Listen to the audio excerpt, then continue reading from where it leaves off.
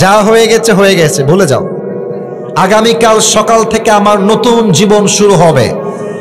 কোন মেয়ে ছ্যাঁকা দিয়ে ব্যাকা করেছে ওই সময় বাপ। এখন শিক্ষা হবে, আগামীতে আমি আমার ক্যারিয়ারে এমন সফল হব, যেই মেয়ে আজকে আমাকে বিয়ের নামে ধোকা দিয়ে ছেড়ে চলে গেছে, ওর মতো কয়েক লাখ মেয়ে আমার পেছনে বিয়ের জন্য লাইন ধরে দাঁড়িয়ে যাবে। আল্লাহ আমাদের সবাইকে জীবন পরিবর্তন করার তৌফিক দান করে। পড়েন সবাই আমিন। আসুন আমরা তাফসীরে ফিরে যাই। আজকে বিবাহিত এসেছেন কারা কারা হাত তোলেন? বিবাহিত, আরে বিবাহিত তো অনেক এসেছে, হাত নামান, হাত নামান। এবার যাদের বউ নাই, কষ্টে আছো শীতকালে, তারা হাত তোলো। ইন্না লিল্লাহ। আপনাদের কারো বউ নাই? আস্তাগফিরুল্লাহ, ইন্না লিল্লাহি ওয়া ইন্না ইলাইহি রাজিউন। আমি মাঝে মাঝে একটা কথা বলি যুবকদের, যাদের বউ নাই তাদের জীবনে কিছুই নাই যুবক ভাইরা। আর এই শীতকালে যুবকদের শীত দূর হবে কম্বল দিয়ে না, ল্যাব দিয়ে না, একমাত্র বউ দিয়ে যুবকদের শীত দূর হবে। আব্বা বোঝে না রে, আব্বা বোঝে না। আল্লাহ আব্বা জানদেরকে সঠিক বুঝ দান করে। পড়েন সবাই আমিন। তিনটা তাকবীর দিবেন। প্রথম তাকবীর দিবেন বিবাহিত ভাইরা, দ্বিতীয় তাকবীর দিবেন সিঙ্গেল ভাইরা। আমি দেখতে চাই কার গায়ের জোর কত ভালো। বিবাহিত ভাইরা একটা কাশি দেন, বিবাহিত ভাইরা কাশি দেন। সিঙ্গেল আজকে হেরে যাবে রে। দেখা যাক কারা জিতে। বিবাহিত ভাইরা তাকবীর দিবেন, সিঙ্গেলরা কিপ কোয়াইট, কিপ সাইলেন্ট, চুপ থাকেন। বিবাহিত ভাইরা তাকবীর দেন আমার সাথে, নারে তাকবীর। খুব সাউন্ড আছে মাশাআল্লাহ। এবার সিঙ্গেলদের পালা, সিঙ্গেলরা কাশি দাও। নারে তাকবীর। বিবাহিত ভাইরা আমাকে মাফ করে দিবেন। সিঙ্গেলরাই জিতে গেছে। এবার সবাই মিলে শেষ তাকবীর দিবেন, এমন জোরে তাকবীর দিবেন যে আমি স্টেজ ভেঙে নিচে পড়ে যাব। কোনো ভাগাভাগি নাই, সবাই মিলে কাশি দেন। নারে তাকবীর। আল কোরআনের আলো, আল হাদিসের আলো, কোরআন হাদিস যেখানে, আলেম ওলামা যেখানে, নওগাঁবাসী যেখানে। এই ওয়াজ কালকে আপলোড হলে মানুষ বুঝবে নওগাঁর সন্তানরা বিড়ালের বাচ্চা নয়, সব সিংহের বাচ্চাগুলো আমার সামনে বসে আছে। আল্লাহ কবুল করো। পড়েন সবাই আমিন। আজ আমি একটি ছোট্ট সূরার থেকে তাফসীর পেশ করব। সূরাটার নাম হচ্ছে সূরাতু আল আসর। আমার নওগাঁর প্রিয় ভাইরা, সূরাটার নাম কি বলেন সবাই? সূরাতু আল আসর। এটা কোরআনুল কারীমের 103 নম্বর সূরা। সবার থেকে শুনতে চাই 100 কয় নাম্বার সূরা? মাশাআল্লাহ। এই সূরার রুকু সংখ্যা হচ্ছে জাস্ট একটা। বলেন সবাই কয়টা? এই সূরার আয়াত সংখ্যা হচ্ছে মোট 3টা। বলেন সবাই কয়টা? এটা কোরআনুল কারীমের 30 নম্বর পারায় অবস্থিত এবং প্রত্যেকটা সূরার 2টা চ্যাপ্টার থাকে। একটা হচ্ছে মাদানী চ্যাপ্টার আর একটা হচ্ছে মাক্কি চ্যাপ্টার। তো সূরাতু আল আসর এটা মাদানী সূরা নয়, এটা হচ্ছে মাক্কি সূরা। সুবহানাল্লাহ পড়বেন না আপনারা সবাই? This was the basic knowledge of this surah. এটা হচ্ছে সূরাতু আল আসরের একটা প্রাথমিক জ্ঞান দিলাম। আসুন আমরা সময়কে ওয়েস্ট না করে সময়টাকে কাজে লাগাবার ট্রাই করি তাফসীরের মাধ্যমে। সূরাতু আল আসর যদিও বা ছোট্ট একটা সূরা, মাত্র 2 লাইনের সূরা। আপনারা হয়তো এটা প্রবাদ বাক্য জানেন সবাই, আমি জাস্ট প্রথমটা বলছি, দ্বিতীয়টা আপনারাই বলবেন। আমরা মাঝে মাঝে বলি ছোট মরিচের, এটাই চাচ্ছিলাম, ছোট মরিচের। অনেক মুরব্বী বলবে হুজুর মাত্র 2 লাইনের সূরা আপনি তাফসীর করবেন। আব্বাজান এটা হচ্ছে এমন একটা সূরা, এই সূরার ব্যাখ্যা যদি কেউ পড়ে, এর তাফসীর কেউ যদি পড়ে, এর ইন্টারপ্রিটেশন বা এক্সপ্লেনেশন কেউ যদি স্টাডি করে, সেটা অনুভব করবে মনে হবে আল্লাহ তাআলা যেন একটা ছোট্ট একটা ঝিনুকের মধ্যে পুরো একটা আটলান্টিক মহাসাগর ঢুকিয়ে দিয়েছে। সুবহানাল্লাহ। এর ব্যাখ্যা এতটা হাই ভলিউম, এত বিশাল ব্যাখ্যা ছোট্ট একটা এই সূরা। আসুন আমরা সূরার তাফসীর শুরু করি। আল্লাহ তাআলা বলছেন ওয়াল আসর, আসর দ্বারা উদ্দেশ্য হচ্ছে তিনটা। আমি খুব বেশি ডান বাম করলাম না, সোজা ব্যাখ্যায় আসলাম। আল আসর দ্বারা উদ্দেশ্য মোট কয় বলছেন? By the passage of time, সময়ের কসম, ইতিহাসের কসম। আচ্ছা, আমরা যখন কোনো বিষয়ে কসম কাটি, আল্লাহর কসম আমি তোমারে ছাড়বো না, আর সেও তারে ছাইড়া দেয় টাকলাকে বিয়ে করে। আজকালকার মানুষ কসম দিয়েও মিথ্যা বলতে সময় নেয় না যুবক ভাইরা, ঠিক কিনা বলেন? এবার বলেন তো, আমরা যখন কসম কাটি কার নামে কাটি? ডানে আসলেই সব স্ট্রং। বলেন সবাই, বামের ভাইরা, কার নামে কসম কাটি আমরা? আল্লাহর নামে আমরা কসম করি, কিন্তু আল্লাহ এবার নিজেই কসম করছেন। তার মানে আমরা আল্লাহর নামে কসম করে এটা বুঝাই দেই যে আমি কিন্তু এই কথা মিথ্যা বলবো না, আমি কিন্তু সত্য বলছি। কসম কার? আমার রবের কসম।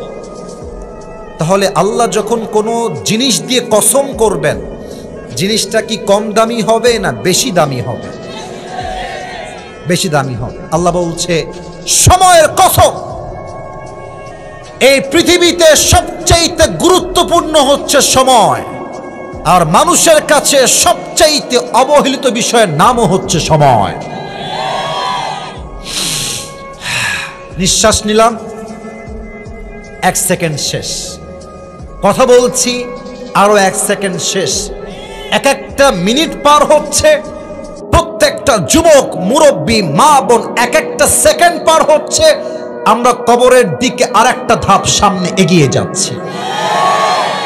আল্লাহ বলছেন সময়ের কসম। 1 নাম্বার আল আসর দ্বারা সময় উদ্দেশ্য। আচ্ছা, 2 নাম্বারটা বোঝাতে হলে আমাকে একটা এক্সাম্পল দিতে হবে। আল আসর মানে হচ্ছে নিংড়ানো, চিপড়ানো। আচ্ছা, লুঙ্গি ধুয়েছেন, লুঙ্গি লুঙ্গি আপনি চিপড়াবেন না আপনি? আচ্ছা, এটার উদ্দেশ্য চিপড়ানো কেন? এটা আমার হাতে কি? বোতল। বল, এটার নাম কি? মনে করেন আমার কাছে এরকম লম্বা লম্বা 2টা আম আছে, 2টা আম। আমি কি চাইলে এই বোতলে আমটা আস্ত ঢুকাইতে পারবো না?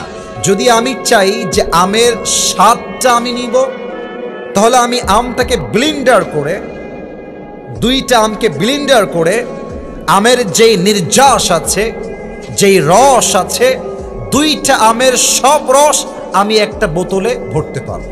তো আল্লাহ বলছে, বান্দা তুই তো পুরো কোরআন পড়বি না, তোর কাছে তো সে সময় নাই, আমি আল্লাহ জানি আগের থেকে। তুই যেন পুরো কোরআন না পড়তে পারলেও ছোট্ট একটা সূরায় তুই পুরো কোরআনটা পেয়ে যাস। একটা সূরা পড়লে যেন পুরো কোরআনটাই পড়া হয়ে যায়। তাই পুরো কোরআনের সমস্ত নির্যাসকে আমি আল্লাহ তাআলা সূরা আল আসরের মধ্যে প্রবেশ করাই দিয়েছি। এটা হচ্ছে সেই কোরআন, এটা হচ্ছে সেই সূরাত আল আসর। 3 নাম্বার উদ্দেশ্য হচ্ছে আল আসর দ্বারা আসরের নামাজের সময়। আপনি খেয়াল করেন, ফজর থেকে জোহর লম্বা সময়, জোহর থেকে আসর আরেকটু কম লম্বা সময়, কিন্তু আসর থেকে মাগরিব খুবই কম সময়। আল্লাহ বলছে, এই বান্দা, আসরের নামাজের সময়ের কসম, সময় খুবই অল্প। আয় আয় আয়, শুনে যা আমি কি বলি, শুনে যা, সন্ধ্যা হয়ে যাবে, আয়। আসরের কসম। এ হচ্ছে 3টা তাফসীর আমি পেয়েছি। আল্লাহ কি বলছে দেখেন, আল্লাহ বলছেন ইন্নাল ইনসানা লাফি খুসর। এখানে আসছে আল ইনসান, এটা হচ্ছে আলিফ লাম ইস্তিগরাকি। মুসলমান হিন্দু, বৌদ্ধ, খ্রিস্টান, আল্লাহ বলছেন পুরো পৃথিবীর মানুষ আজকে ক্ষতিগ্রস্তের শামিল। আমি বোঝাবার জন্য জাস্ট একটা এক্সাম্পল দিব। আজকালকার নারীরা অধপতনের এতটা চূড়ান্ত পর্যায়ে গেছে, আজকালকার মেয়েরা বোরকা পরে পর্দার জন্য নয়, হারাম প্রেম করবে, বাপ মার থেকে লুকায় করবে, বোরকাকে তারা হাতিয়ার হিসেবে ইউজ করে। যুবকরা, ইন্নাল ইনসানা লাফি খুসর, সব মানুষ হচ্ছে ক্ষতিগ্রস্ত। তো মেয়েরা কেন ক্ষতিগ্রস্ত? নাম্বার ওয়ান, মেয়েরা পর্দা করে আল্লাহর জন্য নয়, নিজেকে প্রেম করে বাপের থেকে মায়ের থেকে আড়াল করবার জন্য। ঠিক না বলে? দুই নাম্বার, আর একটা এক্সাম্পল আমি আমার প্রিয় বোনদের জন্য বলতে চাই। মেয়েরা ক্ষতিগ্রস্ত কেন? মেয়েদের ডিমান্ড অনেক বেশি। অনেক বিবাহিতরা আমাকে মেসেজ দেয়, হুজুর আমার বউয়ের যে ডিমান্ড, আমি ওকে ডিভোর্স দিয়ে দেবো, ওকে আমি রাখবো না। এক ছেলে আমাকে সেই দিন, হাসবেন না, এটা হাসির কথা না, যুবকরা যদি বিয়ে না করো বুঝবা না, বিয়ে করলে বুঝবা কত ধানে কত চাল।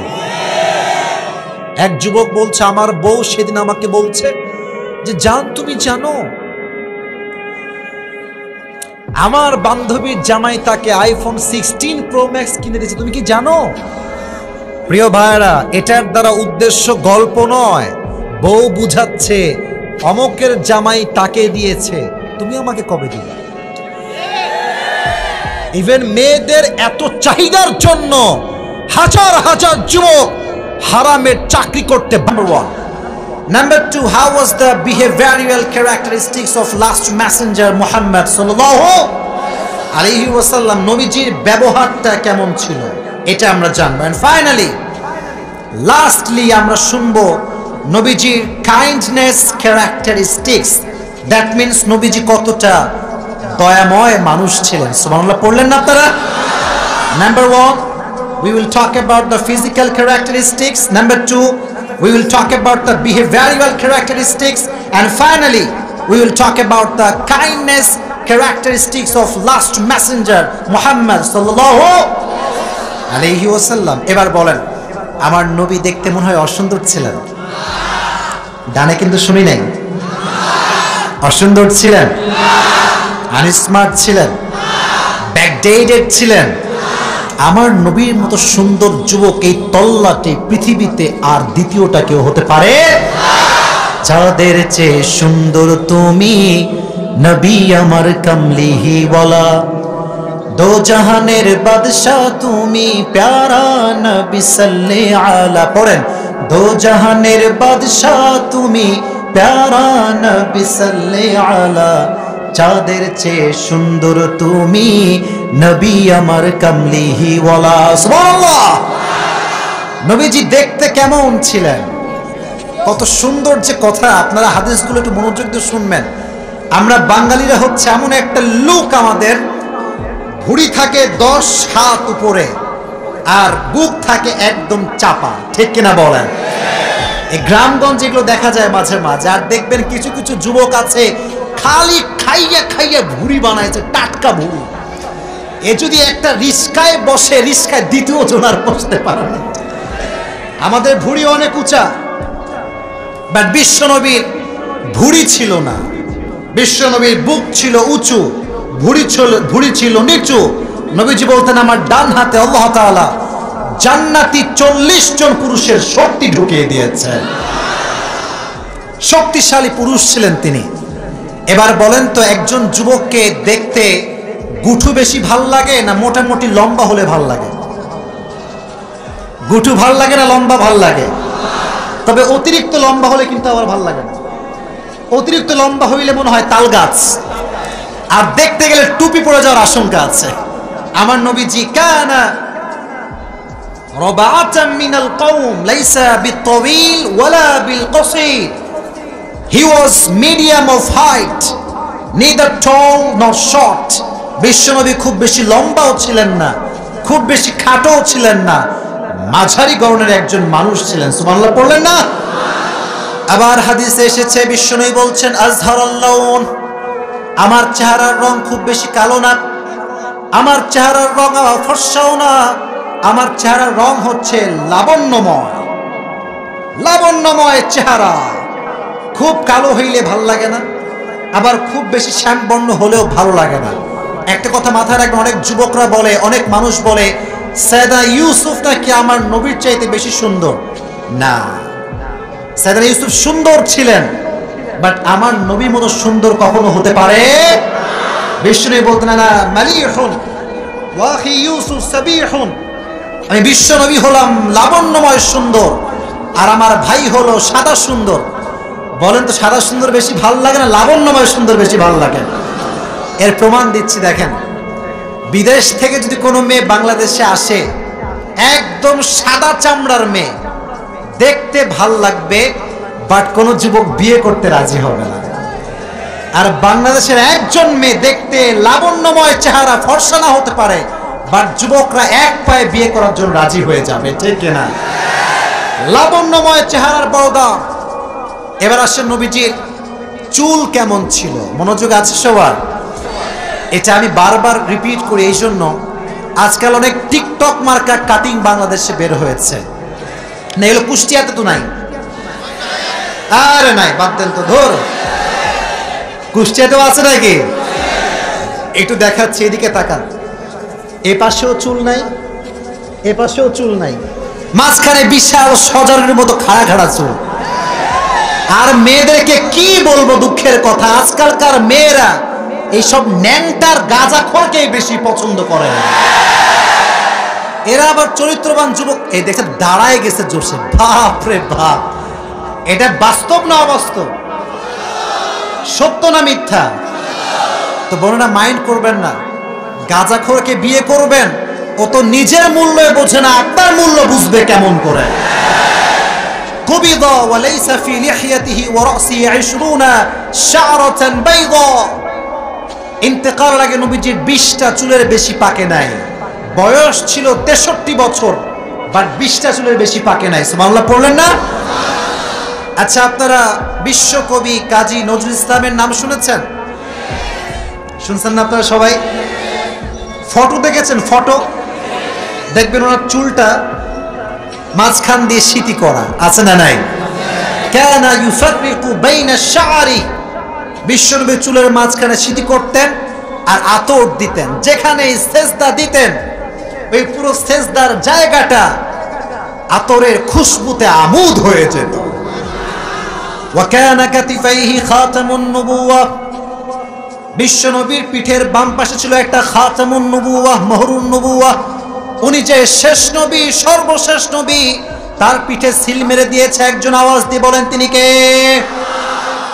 একবার নবীজি সাহাবায়ে ইকরামদেরকে নিয়ে বসে আছেন, সব সাহাবার সামনে।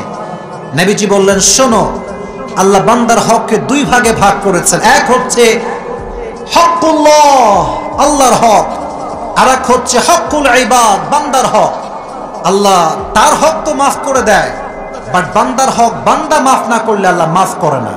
তো তোমাদের যদি কারো হক আমি নষ্ট করে থাকি, আমাকে বলো, আমি সেই হক আদায় করে দেবো। সুবহানাল্লাহ পড়লেন না? কোন সাহাবী দাঁড়ায় না, সব সাহাবী চুপচাপ বসে আছে। হঠাৎ করে একজন সাহাবী বলছে, ইয়া রাসূলুল্লাহ, ইয়া হাবিবাল্লাহ, আমার একটা হক আপনার উপরে বাকি আছে। নবীজি বলছেন, কি হক বলো? যুদ্ধের ময়দানে একবার আপনি যুদ্ধ করতে গিয়ে কাফেরদেরকে তরবারির আঘাত মারতে গিয়ে সে আঘাতটা আমার গায়ে লেগেছে। যদি আপনি কিসাসটা আদায় করতে চান, আমিও আপনার পিঠে তরবারির আঘাত করতে চাই। এই কথা শুনে ওমরে ফারুক রেগে মেগে ফায়রা, কত বড় সাহস, তুই নবীর গায়ে হাত তুলে, তুই খালি সামনে আয়, তোর দেখছি কারে মজা কয়। যখন সে সামনে আগাবে, নবীজি বলছে, ওমর স্টপ, সামনে আগাও না, থামো, তাকে তার কাজ করতে দাও। ওই সাহাবী নবীর কাছে আসছে, বলছে, ইয়া রাসূলুল্লাহ, যুদ্ধের ময়দানে যখন আপনি আমাকে আঘাত করেছিলেন, তখন আমার পিঠে জামা ছিল না, আমি ছিলাম জামা ছাড়া, পিঠ উলঙ্গ ছিল আমার। যদি আপনি কিসাসটা আদায় করতে চান, আপনাকে জামাটা খুলতে হবে। বলেন জামাটা কি করতে হবে? এই কুষ্টিয়ার ভাইরা আমার কথা কি বোঝা যায়? আমার ভাষার রাজশাহী বুঝতে কোনো সমস্যা হচ্ছে আপনাদের? পিঠটা উঠাতে হবে। যখনই পিঠ উঠিয়েছে নবীজি, জামা যখনই খুলেছে, ওই সাহাবী দৌড় দিয়ে এসে নবীজির মোহরুন নবুয়তে ঠাস করে একটা চুমু খেয়ে ফেলেছে। বলছে নবী হে, আমাকে মাফ করে দিবেন, আমি তো নাটক করেছি, শুধুমাত্র নাটকটা এই জন্য করেছি যে আপনার মোহরুন নবুয়তে একটা চুমু দিয়ে আমি আমার ঠোঁটটাকে জাহান্নামের আগুন থেকে পরিত্রাণ করাতে চেয়েছি। সুবহানাল্লাহ পড়া। কানা কাতিফাইহি খাতামুন নবুওয়া, চেহারার এই বাম পাশে, পিঠের বাম পাশে খাতামুন নবুওয়া ছিল। তাহলে বোঝা গেল আমার নবী দেখতে কি অসুন্দর না সুন্দর? এটা ছিল ফিজিক্যাল ক্যারেক্টারিস্টিক্স, শারীরিক বৈশিষ্ট্য, দেহের বৈশিষ্ট্য। 2 নাম্বার ছিল ব্যবহারের বৈশিষ্ট্য। আচ্ছা বলেন তো, নবীজির একটা মাত্র কলিজার টুকরা মেয়ে ছিল, মেয়েটার নাম কি ছিল? জোরে জোরে জোরে জোরে জোরে। আর একটা প্রশ্ন, ফাতেমাকে আল্লাহ তাআলা 2 জন সন্তান দিয়েছিলেন। বামের লোকরা আগে আগে বলে, ডানের লোকরা কয় না। ভয় নাকি ভাই? আমাকে ভয় পাওয়ার কোনো কারণ নেই। বলেন 2টা সন্তান কে কে? হাসান এবং হুসাইন। আচ্ছা বলেন তো, হাসান এবং হুসাইনের বাবার নাম কি ছিল? মাশাআল্লাহ, তাকবীর দেন, লিল্লাহি তাকবীর। নবীজির ব্যবহার তার নাতির সাথে কেমন ছিল এটা আমরা জানবো। এটা কি রেল লাইন নাকি? আচ্ছা মাশাআল্লাহ। শোনেন, এই লাইন দিয়ে কি খুলনা ট্রেন যায় নাকি? এই একটা কথা বলতেই হবে, এখন না বলে পারছি না, শুনবেন তো ইনশাআল্লাহ? আমি যখন আমার বয়স, আচ্ছা আমি কথা বলি, শোনেন আমার কথা শোনেন, জাস্ট কথার মাঝে কথা আসলো, যদি অপ্রাসঙ্গিক বাট বলতে মন চাচ্ছে বলে ফেলা যাবে তো? মাইন্ড করবেন না তো আবার? আমার জন্ম কিন্তু খুলনাতে, এটা কি আপনারা জানেন? আচ্ছা, এই কুষ্টিয়া কোন বিভাগে পড়ে? মাশাআল্লাহ। যদি খুলনার সন্তান আমি হয়তো, তো আমি কুষ্টিয়ারও সন্তান, কারণ আমার জন্ম কোথায়?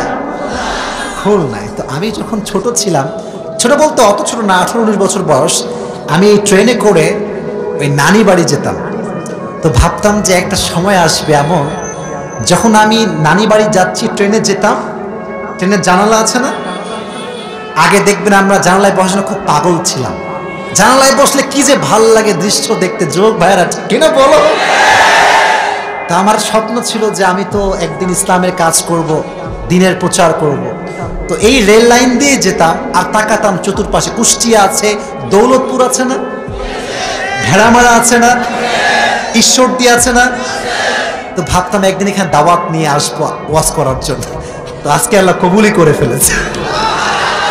সত্যি এটা এখনই মনে পড়লো, মানে কেবলই মনে পড়লো এইটা। তো আল্লাহ তাআলা যাকে কবুল করতে চায়, পৃথিবীর কোনো সাধ্য তাকে রুখে রাখার কোনো সাহস পায় না, ঠিক কিনা? আল্লাহ আমাকে কবুল করেছে। তো হাসান এবং হুসাইন একদিন ঘরে বসে আছে, ঈদের দিন। কিসের দিন? নবীজি এসে বলছেন, ইয়া ফাতেমা আইনা লুকা, আমার দুষ্টু বাবুগুলো কোথায়? আমার কাছে পাঠাও, ঈদের দিন আমি নবীজি খেলতে চাই। ফাতেমা রাদিয়াল্লাহু তাআলা আনহা হাসান এবং হুসাইনকে গোসল করালেন, সুন্দর জামা পরালেন, নানার কাছে পাঠালেন। নানার কাছে আসলেই নবীজি আগে দিতেন সালাম। আমাকে সালাম দেন সবাই, বলেন আসসালামু আলাইকুম। ওয়ালাইকুম আসসালাম। নবীজি দেখা হলেই সালাম, চাই সে ছোট হোক, চাই সে ছোট হোক, চাই সে। একটা কথা বলে ফেলি, আজকাল অনেক মুরব্বী আছে দেখবেন, সালাম দিলে উত্তরও নিতে চায় না, আবার সে কখনো আগ বাড়িয়ে সালামও দিতে চায় না। যদি সালাম দিতে কখনো ভুলে যান, বলবে এর বাড়ি কোথায় রে, এই বদমাইশ কই থেকে আসছে, আমাকে সালাম দেয় না। মানে ভাবসাব এমন যে হাম কি হনুরে, হাম কি হনুরে। বাট নবীজি এরকম ছিলেন না, নাতি আসলে আগে সালাম দিতেন। সুবহানাল্লাহ কোথায়? শুধু সালাম দিতেন না, মুসাফাহা করতেন। আর আপনারা কি ঘোড়া হওয়া বুঝেন? ঘোড়া হওয়া, ওই যে বাচ্চাদেরকে মাঝে মাঝে আমরা পিঠে উঠাই না, ওটাকে বলে ঘোড়া হওয়া। তো হাসান এবং হুসাইন আসলে নবীজি নিজেই ঘোড়া হয়ে যেতেন। সুবহানাল্লাহ। তো আসতে পড়লে তো ঘোড়া। বলতেন হাসান তুমি এখানে, হোসাইন তুমি এখানে, ওঠো। উঠায় পুরো ঘর চক্কর লাগাতেন। একদিন হাসান এবং হোসাইন নবীজির ঘাড়ে চড়ে আছে, হঠাৎ করে জাবের রাদিয়াল্লাহু তাআলা আনহু এসেছে।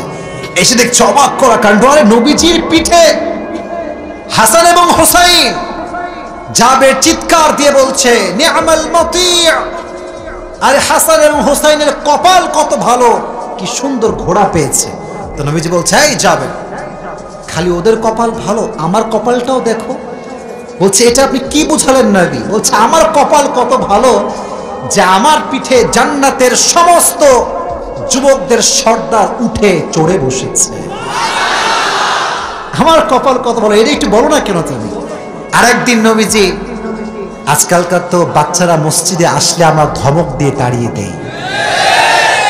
যেই বাচ্চাকে আজকে আপনি মসজিদে নামাজ পড়তে দেন না, অপেক্ষা করেন সে যদি বেনামাজি হয় আগামীতে সে ডাকাত হয়ে যাবে। দেশের টাকা 10-এর টাকা লুট করে বিদেশের মাটিতে পাচার করে দিবে, ঠিক কিনা বলেন?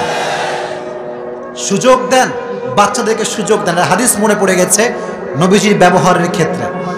একবার নবীজি নামাজ পড়তে দাঁড়িয়েছেন, এদিকে কথা কিছু যুবকেরা স্টপ, দাঁড়িয়েছেন নামাজ পড়বার জন্য, সেজদায় গিয়েছেন, সেজদায় গিয়ে আর ওঠে না, সেজদায় থেকে গেছে। সাহাবা ইকরাম ভাবছে নবীজি কি মারা গেলেন নাকি, ওঠে না কেন?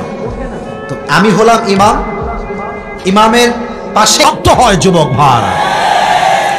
তবে বিবাহিত মেয়েদের চাহিদাই বেশি তা না, বলতে লজ্জা পাচ্ছি যুবক ভাইরা। টু বি অনেস্ট, সব মেয়েকে আমি কখনো এক পাল্লায় মাপি না, তবে কিছু মেয়েদের চাহিদা এত বেশি এরা আইফোন 16 প্রো ম্যাক্স পর্যন্ত কক্সবাজার পর্যন্ত চলে যায়। আল্লাহ এদেরকে হেদায়াত দান করুক, পড়েন সবাই আমিন। আল্লাহ বলছেন ইন্নাল ইনসানা লাফি খুসর, পৃথিবীর সমস্ত মানুষ ক্ষতিগ্রস্তের শামিল। এর মাঝে মেয়েরাও বলো যুবক ভাড়া আছে না নাই? আচ্ছা, মুরব্বীরা ক্ষতিগ্রস্তের শামিল কেন? মুরব্বীরা, আমি আপনাদের পায়ে হাত রেখে কথা বলছি, পায়ে হাত। আমি আপনাদের কারো শত্রু নই। প্রত্যেকটা মুরব্বী হচ্ছে আমাদের কলিজার টুকরা, নয়নের মণি যুবক ভাড়া, ঠিক কিনা বলে? আমি এই যে এখনই মাহফিল থেকে আসছিলাম, যখন রাস্তায় আমি দেখছি মুরব্বী আব্বা জানরা চায়ের দোকানে বসে বাম পায়ের উপরে ডান পা তুলে দিয়ে, আচ্ছা বলেন, হাসবেন, আমি কি মিথ্যা বললাম না সত্যি বললাম? প্রমাণ চান? আমি বলি, আমি যদি এখন ওয়াজ বাদ দিয়ে এখান থেকে নেমে যাই স্টেজের বাহিরে, যদি আমি হেঁটে বেড়াই মাঝখান দিয়ে, আমি কয়েকজনের পকেটে হাত দিব, আমি গ্যারান্টি দিয়ে বলবো কারো পকেট থেকে না, কারো পকেট থেকে অবশ্যই একটা বিড়ির প্যাকেট বের হবে। আল্লাহ বলছেন ইন্নাল ইনসানা লাফি খুসর, পৃথিবীর সমস্ত মানুষ ক্ষতিগ্রস্তের শামিল। 3 নাম্বার, আমি আমার যুবক ভাইদেরকে অ্যাড্রেস করে একটা কথা বলতে চাই। দেখো, আমি মনে করি এখনকার যুবকদের নষ্ট হওয়ার সবচেয়ে বড় কারিগর হচ্ছে অ্যান্ড্রয়েড ফোন আর স্মার্টফোন। যুবক ভাই, এটা যে কত মারাত্মক আমি আপনাদেরকে বোঝাইতে পারবো। রাত বাজে 11টা, আপনি বেডে গিয়েছেন, যে গিয়ে ঘুমায় যাব, ঢুকলেন টিকটকে, ঢুকলেন ফেসবুকে, ঢুকলেন ইউটিউবে, মাথা রেখেছিলেন বেডে রাত 10টার সময়, রাত 4টা বেজে যায়, তবু আপনার ফেসবুকে স্ক্রল শেষ হয় না। এই স্মার্টফোনের আসক্তি থেকে বের হওয়ার দরকার যুবক ভাইয়ারা, বলো সবাই আছে না নাই? আল্লাহ বলছেন দুনিয়ার সমস্ত মানুষ ক্ষতিগ্রস্তের শামিল, তবে 4 গুণ যেই ব্যক্তির মাঝে আছে তাকে সফল ব্যক্তি হিসেবে ঘোষণা দিয়েছে একজন। আওয়াজ দিয়ে বলেন সবাই, তিনি কে? এই 4টা গুণ মুখস্থ শুনতে চাই সবার থেকে। নাম্বার 1, ইল্লাল্লাযীনা আমানু, except those who have faith। 1 number, আল্লাহ বলছেন সফল হলো তারা ঈমান এনেছে যারা। قد أفلح المؤمنون, আল্লাহর কাছে সফলতার মাপকাঠি হচ্ছে ঈমান। যার ঈমান আছে, টাকা নাই, পয়সা নাই, বাড়ি নাই, গাড়ি নাই, নওগাঁর সবচাইতে গরিব ঘরের সন্তান। আল্লাহ বলছে, বান্দা তুই যতই গরিব হ, ঈমান যেহেতু আছে, তুই আমার কাছে সবচাইতে কাছের এবং প্রিয় বান্দা। সুবহানাল্লাহ। একটু ব্যাখ্যা না করলে ঈমানের মর্মার্থ বুঝে আসবেন। আমাদের বাংলাদেশের রাজধানীর নাম কি? উত্তরটা একটু আস্তে হয়ে গেছে। বাংলাদেশের রাজধানীর নাম কি নওগাঁর ভাইরা? ঢাকায় একটা জায়গা আছে, নাম হচ্ছে গুলশান, নাম শুনেছো? উত্তরা নাম শুনেছেন? তারপরে বসুন্ধরা, যমুনা ফিউচার, ধানমন্ডি নাম শুনেছেন? যারা গিয়েছো তারা খুব ভালো করে এই পয়েন্টটা বুঝবা। ঢাকার গুলশানে আমি যখন দাঁড়াই, কোনো কাজে যখন যাই, আমার খুব স্পষ্ট অলওয়েজ আমার মনে পড়ে যে ঢাকার গুলশানে আপনি জাস্ট 10 মিনিট দাঁড়াবেন ঢাকার গুলশানে কোনো একটা মোড়ে, 1 মিনিট পর পর দেখবেন BMW যাচ্ছে, মার্সিডিজ যাচ্ছে, রেঞ্জ রোভার যাচ্ছে, অডি যাচ্ছে, দামি দামি গাড়ির কোনো অভাব নাই। এখন আপনি বলতে পারেন, হুজুর আমি তো আল্লাহর প্রতি ঈমান এনেছি, তো আমার কাছে তো সাইকেলটাও নাই, আর ও তো সুদ খায়, ওর কাছে BMW আসলো কেমন করে, রোলস রয়েস আসলো কেমন করে? তাদের জন্য ছোট্ট একটা ব্যাখ্যা দিতে চাই। এক ছেলের 2টা পশু আছে, এক হচ্ছে ছাগল আর এক হচ্ছে গাধা। তো একদিন ছাগল গাধাকে ডাক দিয়ে বলছে, গাধা, রাজশাহীর ভাষা, আবে শালা তুই আসলেই একটা গাধা বে। গাধাকে বলছে কি, তুই শালা আসলেই একটা গাধা। তো গাধা বলছে, বন্ধু আমি তো গাধাই, সবাই জানে, আমাকে তুমি আবার গাধা বলে গালি দাও কেন? তো ছাগল বলছে, বেটা তুই দেখিস না যে মালিক আমাকে কত ভালোবাসে, বিস্কুট দেয়, পাউরুটি দেয়, খ্যার দেয়, ভুসি দেয়, আর তোরে পাইলে খালি থাপ্পড় দেয়। তো গাধা বলছে, বন্ধু কথা তুমি ঠিকই বলেছ, মালিক তোমারে বড্ড ভালোবাসে। তো বন্ধু তুমি কি খেয়াল করেছো মালিক কি তোমাকে আগের থেকেই ভালোবাসতো না ইদানিং ভালোবাসে? ছাগল বলছে, বন্ধু তাই তো, মালিক তো আমাকে আগে ভালোবাসতো না, ইদানিং খুব বেশি ভালোবাসে। গাধা বলছে, বন্ধু একবার উপরের দিকে তাকাও, আকাশ দেখো। বলছে, কি হয়েছে বলো? বলছে, আকাশের দিকে তাকায় দেখো, সামনে কুরবানির চাঁদ উঠেছে,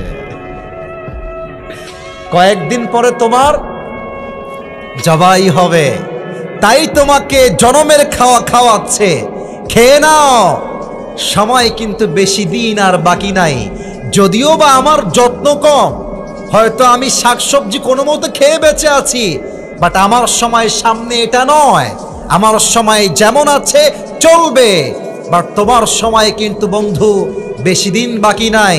অতএব সুদ খায়, ঘুষ খায়, টাকার মালিক, বাড়ির মালিক, ফ্ল্যাটের মালিক, ইমানদার বান্দার হতাশ হওয়ার কিছু নাই। ইমানদারের গন্তব্য দুনিয়া শেষ হবে, জান্নাতে গিয়ে সে পৌঁছে যাবে। আর সুদখোর ঘুষখোর দুনিয়াতে অনেক কিছু পাবে, বাট দুনিয়ার জীবন শেষ হলে তার জন্য জাহান্নামের ফয়সালা হয়ে যাবে, যে কিনা বলে। এজন্য আল্লাহ বলছেন, ইল্লাল্লাযীনা আমানু, আল্লাহর কাছে সফল বান্দা হলো সেই বান্দা যার হৃদয় ঈমান আছে 1 সত্তার উপরে। তিনি কে? 1 নাম্বার। 2 নাম্বার, ওয়া আমিলুস সলিহাত, and those who do good deeds, যারা ভালো আমল করে। এটার ব্যাখ্যা বোঝার জন্য ছোট্ট একটা এক্সাম্পল দেই। মনে করেন আমি আসিফ হুজুর এখান থেকে বের হয়ে গেলাম, বের হয়ে আপনাদের নওগাঁর সদরের সবচেয়ে বড় মডেল মসজিদে গিয়ে 80 রাকাত নামাজ পড়লাম তাহাজ্জুদ। এটা কোনো কমন ফ্যাক্ট না, আমাদের দেশের নেতারাই 80 রাকাত তাহাজ্জুদ পড়ে, কিন্তু তারা এখন বাংলাদেশ না ইন্ডিয়ায় পালিয়ে গিয়েছে। তো আমার কথা হচ্ছে, আপনি যদি এতই তাহাজ্জুদ গুজার হন, আপনার দিল্লি ভাগতে হয় কেন যুবক ভাইরা? 80 রাকাত নামাজ পড়লাম, 12টার সময় শুরু হয়েছে নামাজ, 4:30-এর সময় শেষ হয়েছে। 80 রাকাত নামাজ পড়ার পরে মাথায় চিন্তা আসছে, কি রে আমি তো উযু করি নাই। বলেন 80 রাকাতের কোনো দাম আছে? আচ্ছা, আমার ডানে আমার মুরব্বী আব্বাজান বসে আছেন, উনি মাহফিল থেকে বের হয়ে অজু করলেন, সুন্দর করে পবিত্র হলেন। পবিত্র হয়ে একমাত্র কেবলামুখী হয়ে আল্লাহর সন্তুষ্টির জন্য 80 রাকাত নয়, 2 রাকাত আদায় করলেন। এবার বলেন, আমার 80 রাকাতের দাম বেশি না মুরব্বির 2 রাকাতের দাম বেশি? কেন? এটা বেশি আমল নয়, এটা ভালো আমল। 29 নম্বর পারা 1 নম্বর পৃষ্ঠা সূরাতুল মুলকের 2 নম্বর আয়াত, আল্লাহ তাআলা বলছেন, আল্লাযী খালাকাল মাউতা ওয়াল হায়াতা লিয়াবলুয়াকুম আইয়ুকুম আহসানু আমালা। আমি আল্লাহ জীবন দিয়েছি, মরণ দিয়েছি, জাস্ট চেক করতে চাই তোমাদের মাঝে কে কত ভালো আমল করে আমার কাছে ফিরে আসে। সুবহানাল্লাহ পড়েন সবাই। আল্লাহর কাছে বেশি আমলের দাম নাই, হাদিসটা সবার মুখস্থ। আখলিস দীনাকা ইয়াকফিকা আল আমালুল কলিল।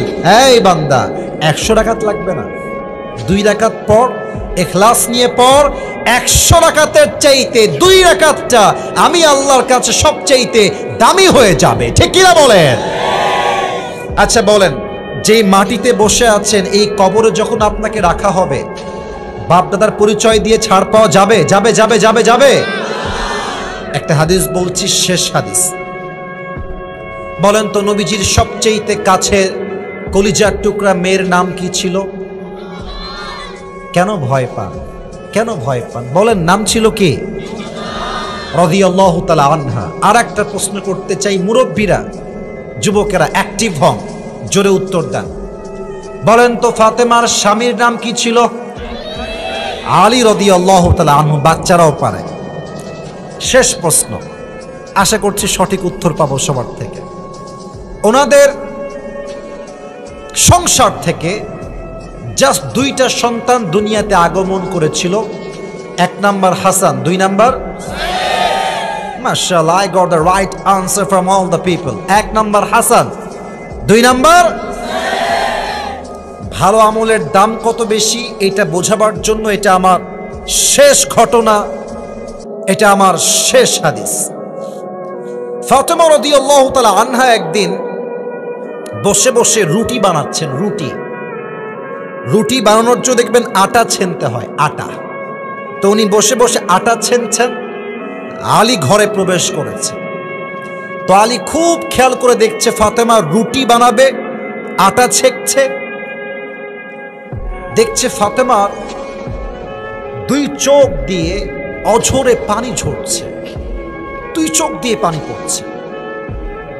তো স্বামী তো স্বামী হয়, স্বামী বইয়ের সব সহ্য করতে পারে, বাট বইয়ের 2 চোখের পানি সহ্য করতে পারে না। এই যে কাতার থাকে, এটা কয় নাম্বার কাতার? কুষ্টিয়ার ভাইরা কয় নাম্বার? ওই এক সাহাবী চালাকি করে সেজদার মাঝখানে নবীজি ওঠে না কেন রে, হইল কি? এমনি সেজদা থেকে উকি মারছে নবীজির কি হয়েছে দেখার জন্য। তো দেখতেছে যে নবীজির কিছুই হয় নাই, নবীজি বেঁচেই আছে, বাট নবীজির ঘাড়ে হাসান চড়ে বসে আছে। তো ওই সাহাবী ভাবছে, আরে আমি যদি হাত দিয়ে টানায় নেমে ফেলি তাহলে তো ম্যাটার খালাস, নবীজি উঠে যাবে। আহা, কি সুন্দর ব্যবহার, ভালোবাসা। ওই সাহাবী যখন পেছন থেকে হাত বাড়িয়েছে হাসানকে নামাবে, নবীজি এখান থেকে হাত ধরে ফেলেছে। নবীজি মেসেজ দিচ্ছে, শোনো, যতক্ষণ আমার নাতি আমার কাঁধে আছে আমি নামাবো না, যতক্ষণ সে না নামছে আমি আল্লাহর সেজদায় অবনত আছি, সেজদাতেই আমি থেকে যাব। হোয়াট এ বিহেভিয়ার ম্যান, কি সুন্দর ব্যবহার। আজকাল কুষ্টিয়ার মসজিদে দেখবেন ছোট্ট বাচ্চারা জুমার দিনে আসলে একটু চিল্লা ফাল্লা করলে এমন ব্যবহার আমরা নামাজ শেষে করি যে যাওয়ার সময় তওবা করে যায় যে और कभी भी हम नहीं आएंगे, তওবা করে বাসায় যায়। অতএব আজ থেকে ভিন্ন ব্যাপার হবে। আগামীকাল থেকে কুষ্টিয়ার মাটিতে আমরা ঘোষণা করব, যে বাচ্চা, যে যুবক 40 দিন ফজরের নামাজ জামাতের সঙ্গে পড়বে, 5 ওয়াক্ত নামাজ জামাতের সঙ্গে পড়বে, তাকে আমরা সাইকেল পুরস্কার দেব, ঠিক না? উদ্যোগ নেন, যুবকেরা নামাজি হয়ে যাবে। তাহলে আমরা বুঝলাম যে নবীজির 2 জন নাতি ছিল, নাতির নাম ছিল কি কি? হাসান এবং হুসাইন। আচ্ছা, আপনারা কি কুস্তি খেলার নাম শুনেছেন? ইংরেজিতে কি বলে? WW নাকি? ওই এমনি ধইরা খালি ঠাস ঠাস করে ফেলায় দেয়। আচ্ছা, কুস্তি মানে শুধু ওইটা না, কুস্তি মানে হচ্ছে এইটাও। এটার নাম কি কুষ্টিয়ার ভাইরা? বাম থেকে শুনি নাই, ওই যে এমনে এমনে পাঞ্জা লড়া, তাই না? একদিন নবীজি বলছেন, হাসান বসো, হোসাইন তুমিও বসো। আচ্ছা, আপনি কি ডাক্তার করছেন নাকি? আমার সময় কি শেষ হয়ে গেছে? আরো কিছু কথা বলা যাবে তো ইনশাআল্লাহ। একদিন বিশ্ব নবী হাসান এবং হোসাইনকে বসিয়েছে, বলছে হাসান তুমি তোমার হাতটা বাড়িয়ে দাও, হোসেন তুমি তোমার হাত বাড়াও, দুইজন কুস্তি খেলো। তো ফাতেমা সামনে বসে আছে, কুস্তি খেলা শুরু হয়েছে। বাট নবীজি খেলার মাঝখানে খালি একটা শব্দ বলছে, শাবাশ হোসাইন শাবাশ, শাবাশ হোসাইন শাবাশ। কিন্তু হাসানও আছে না নাই? তো নবীজি হাসানের নাম নিচ্ছেন। তো এই কথা দেখে বিশ্বনবীর কলিজার টুকরা মেয়ে ফাতেমা রেগে গেছে, আব্বাজান আপনি খালি হোসাইনের নাম কোন, হাসানের দোষ কোথায়? তো বলছে, হে আমার প্রিয় মা, আমার পাশে শুধু তুমি বসে নেই, এখানে জিব্রাইলও বসে আছে। জিব্রাইল বসে হুসাইনকে শাবাশ দিচ্ছে, আমি নবীও হুসাইনকে শাবাশ দিচ্ছি। সুবহানাল্লাহ পড়া। ভালোবাসা মিল মোহাব্বত কাকে বলে? আচ্ছা, একটা প্রশ্ন করি, নবীজির একটা মাত্র বউ যিনি ভার্জিন বা কুমারী ছিলেন, তার নাম কি? আপনারা বললেন না যে? আরেকজন বউ যিনি কয়েকবার তার হাজবেন্ড মারা গিয়েছে, বাট বিশ্বনবীর প্রথম বউ। আপনারা অনেক নলেজেবল মাশাআল্লাহ। তাহলে দুইজনের নাম শুনলাম, এক আয়েশা আর এক হচ্ছে। শোনেন, বউকে কেমনে পটাবেন একটু হাদিস থেকে শুনে নেন। ওই যে আমার মায়েরা বোনেরা আছে, হাদিসগুলো খুব খুশি হবে ওনারা শুনলে। মারহাবা বলেন। একদিন নবীজি আয়েশার সামনে বসে দোয়া করছে, আল্লাহ হাদা কসমি ফিমা আমলিক ওয়ালা তুআখিদনি ফিমা তামলিক ওয়ালা আমলিক। আল্লাহ, আমি আমার সব বউরে ভালোবাসি, বাট আয়েশাকে একটু বেশি ভালোবাসি, তুমি এইটা নিয়ে আমার কোনো বিচার কইরো না। সুবহানাল্লাহ বললেন না? আচ্ছা ভাই, কোন স্বামী যদি বউয়ের সামনে কয়, আল্লাহ বউরে বড্ড ভালোবাসি, আল্লাহ ওর বউ যতই রাগ করুক এক সেকেন্ডে পড়ে যাবে। নবীজি দোয়া করছে। আরেকদিন নবীজি সফর থেকে কাম ব্যাক করছেন সাহাবা একরামদেরকে নিয়ে। তোমরা কেন সাউন্ড, আপনারা কিছু বলেন, সাউন্ড করছো কেন তোমরা বাবারা? কি হয়েছে, কি সমস্যা? হাজার হাজার মানুষ বসে আছে, সাউন্ড করে পরিবেশ নষ্ট হয়, প্লিজ সাউন্ড করবেন না। আর যুবকরা পাইছে একখান ক্যামেরায় মোবাইল ফোন, সারাদিন আমাকে ফেসবুকে দেখে, ইউটিউবে দেখে, টিকটকে দেখে, ইনস্টাগ্রামে দেখে। আরে ভাই, আজ তো সরাসরি দেখার দিন। আজকে মোবাইল বের করে এমনি এমনি ঘুরাইতেছে, মানে প্রফেশনাল ক্যামেরাম্যান। এটা করবেন না, আমার কথা ভালো করে শুনবেন। তো একদিন সফর থেকে নবীজি কাম ব্যাক করছেন, যুদ্ধ থেকে। কি থেকে? সাথে আছেন আম্মা জান আয়েশা। খুব মনোযোগ, ব্যবহার কাকে বলে শুনবেন ভালো করে। এগুলো কিন্তু আমি জিজ্ঞেস করবো, পুরস্কার সবার জন্য রাখা আছে কিন্তু। তো নবীজি বলছেন, আয়েশা শোনো, অনেক তো যুদ্ধ হলো, চলো let's have a competition together, একটা প্রতিযোগিতা করি। আয়েশা বলছে, প্রতিযোগিতা আবার কিসের আপনার সঙ্গে? আচ্ছা, এখানে কয়টা খুঁটি আছে? 1 2 3 4 5 6 7 8টা খুঁটি হবে, তাই না? আচ্ছা, একাধারে খুঁটি। তো নবীজি বলছেন, ওই দেখো ওই যে খুঁটিটা আছে না, ওই খুঁটি যে আগে ধরবে দৌড়ে গিয়ে সে হবে আজকে ফার্স্ট। সে হবে কি? তো আয়েশা প্রথমে ভয় পাইছে যে আমি তো পারবো না, আমি মেয়ে মানুষ, আমি কি আর পারি? তো বলছে, ঠিক আছে যান, ট্রাই করে দেখা যাক যে কি হয়। তো দুইজন দৌড়াচ্ছে দৌড়াচ্ছে দৌড়াচ্ছে, নবীজি ইচ্ছা করে একটু ঢিল মেরেছে, আর আয়েশা দৌড় দিয়ে গিয়ে খুঁটি ধরে ফেলেছে। বলছে, নবী হে খুব খেলবেন তাই না? আমার মতো বড় খেলোয়াড় আর কেউ নাই। তো নবীজি বলছে, তুমি তো জিতে গেলে, আমি হেরে গেলাম। দুঃখ। মাঝে মাঝে আমরা পুরুষ যারা আছি, আমরা জিতে গিয়েও হেরে যাই, এই জন্য কারণ বউয়ের মন রক্ষা করতে হবে, ঠিক না? তো বউদেরকে বলবো, আপনার নিজেকে বাহাদুর মনে করবেন না, বিজয়ী মনে করবেন না, মাথায় রাখবেন কেউ কেউ হেরে গিয়েও জিতে যায়, আর কেউ কেউ জিতে গিয়েও হেরে যায়। তো নবীজি বললেন, ঠিক আছে যাও, আজকে তুমি ফার্স্ট। আরেকদিন এভাবে সফর থেকে কাম ব্যাক করছেন, নবীজি বলছেন, যাও আজকে লেটস ট্রাই এগেইন, আবার দেখা যাক কে পারে আজকে। তো হাদিসে এসেছে, সেই দিন আয়েশা, ওনার ভুঁড়ি একটু মোটা হয়ে গিয়েছিল, উনি একটু স্থূল হয়ে গিয়েছিলেন। ভাই, চিকন মানুষ বেশি দৌড়ায় না মোটা মানুষ বেশি দৌড়ায়? শুনি নাই তো, মোটা না চিকন? আরে মোটা মানুষ তো ভুঁড়ির ভারে হাঁটতেই পারে না, টেকে না। তো নবীজি খুশি, বলছে চলো আজকে ট্রাই করি। তো আয়েশা আবার রাজি না, কারণ ভাবসাব খুবই খারাপ আছে, মোটা হয়ে গেছে। তো বলছে চলো ট্রাই করি। এবার দুইজন দৌড়াচ্ছে, আম্মা জানা আয়েশাও দৌড়ায়, নবীজিও দৌড়ায়। নবীজি সামনে চলে গেছে, আয়েশা পেছনে, আসো খেলা হবে আসো। তো যখন নবীজি দৌড়ে গিয়ে খুঁটি ধরেছে, আয়েশার পাশ করে নাই। নবীজি বলছেন ইয়া আয়েশা হাদিহি বিতিলকা, হাদিহি বিতিলকা।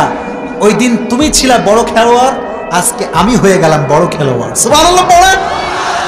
তার মানে এখানে মেসেজটা হচ্ছে you have to be romantic with your wife, you cannot be unromantic person. ইসলাম মানে এরকম নয় যে খালি ছালা আর চটের জুব্বা পরবেন। ইসলাম মানে হচ্ছে আপনি যা হবেন, আপনি হবেন সবচেয়ে স্মার্ট পুরুষ, ঠিক কিনা বল? আমরা হুজুররা আজকাল ভালো জামা পরলে রাগ করবেন না কেউ, অনেকের গা জ্বলে, কথা জোরে। এটা ঘড়ি পড়েছি না, এটা কিন্তু খুব ভালো দামের ঘড়ি, আমি শো অফ করছি না, আমার রাগটা করবেন না। এই ঘড়ি দেখে অনেকে বলবে এই বাবা হুজুরের ভাব দেখো। আমি আইফোন যখন চালানো শুরু করলাম, অনেক আগের কথা, আইরে আইফোন নিয়ে কত খোটা যে ভাই জীবনে খাইছি। হুজুর মানুষের আইফোন, হুজুররা আমরা পড়ছি মহা বিপদে। আমরা আস্তে হাঁটলে বলবে হুজুর দাওয়াত খেয়ে আসছে, হাঁটতে পারছে না। আবার জোরে গেলেই বলবে যে ও দাওয়াত আছে মনে হয়।